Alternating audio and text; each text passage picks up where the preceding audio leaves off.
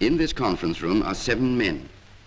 7 men who planned the greatest air effort of all time, the Second Front. Air Chief Marshal Sir Trafford Leigh-Mallory, Commander-in-Chief Allied Expeditionary Air Force. Getting up to explain a point is Major General Butler, Deputy Commander-in-Chief.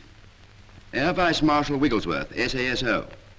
There's a familiar face. Yes, it's Air Marshal Sir Arthur Coningham, now AOC of the 2nd Tactical Air Force. With him is Major General Brereton, who now commands the 1st Allied Airborne Army. These are the men who planned. Now we can see what their planning has done.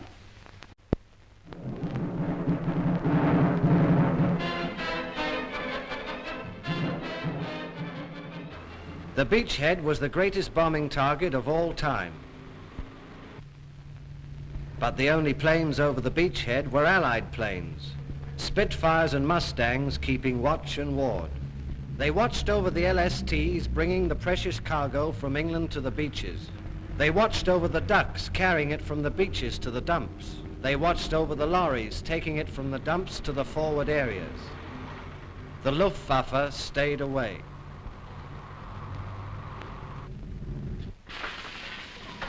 The R.A.F. was digging in. The standing corn was going down under the tracks of bulldozers. The sappers were laying down runways as easily as laying lino on the floor. The airfields were completed as fast as the squadrons could take them over. From factory chimneys and other observation posts only a shell's throw away, the Germans watched the airfields. They watched the activities of Typhoon squadrons commanded by such aces as Group Captain Tim Maurice. For here in Normandy, the R.A.F. was using a new form of aerial artillery, the rocket-firing Typhoon. This weapon was giving the enemy his biggest headache, a headache caused by a 6-inch shell traveling at 700 miles an hour, a projectile able to pierce the armor of any tank yet built.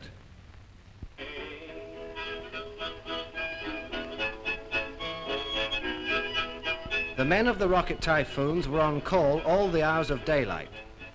But in spite of this, they always managed to find the odd pause for relaxation, the odd minute for those all-important chores.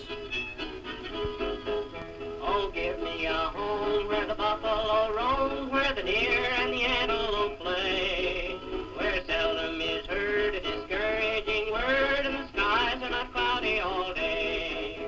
The air is so pure, the zephyr so free, and the breeze is so balmy and light, that it would not exceed on the range for all of us tonight.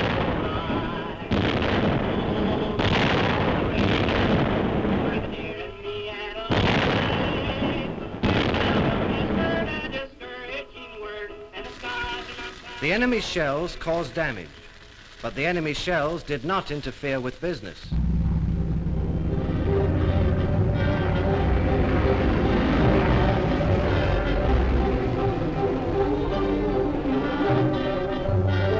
The Typhoons might have concentrated on the enemy gunners, but there were bigger fish to fry. The Germans, too, were trying to build up a striking force, but the German supply routes were open to attack.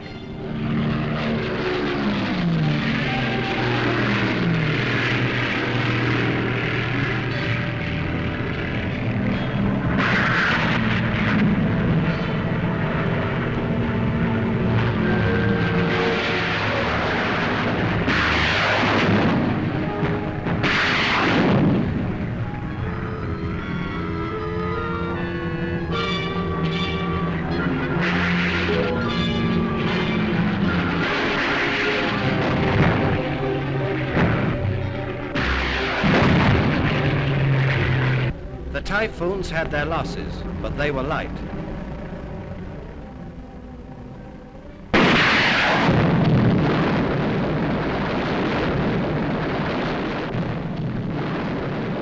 In this case, the pilot escaped unharmed.